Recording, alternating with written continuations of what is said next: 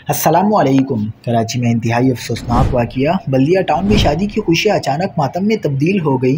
मुतासरा ख़ानदान पर क़यामत टूट पड़ी। क्या आप हालात हाज़रा से आगाही हासिल करना चाहते हैं? खबर के पीछे छुपे असल हक़ाइक़ जानना चाहते हैं? तो अभी सब्सक्राइब कीजिए ज़िलमिल पाकिस्तान को और साथ ही घंटी के निशान पर क्लिक कर दें। आपको बताते चलें कि बल्दिया टाउन में शादी की खुशियाँ उस वक्त गम में बदल गईं जब तकरीब में शरीक एक मेहमान ने झगड़े के बाद अंधाधुंध फायरिंग शुरू कर दी। फायरिंग के नतीजे में एक शख्स जाँ बहक जबकि एक बच्चे समेत 8 अफराद ज़ख्मी हुए। फायरिंग करने वाला मुलजिम मौके से फ़रार हो गया, जबकि मुश्तइल अफराद ने उसकी कार पर पथराव करके शीशे तोड़ दिए। इलाके में शदीद कशीदगी फैल गई, जिसके बाइस पुलिस की भारी नफरी भी मौके पर पहुँच गई। ये सानिया मदीना कॉलोनी, बल्दिया नंबर 5, नंबर 24 की मार्केट, टीपू सुल्तान रोड, मियाँवाली मोहल्ला, गैलेक्सी स्कूल के करीब पेश आया।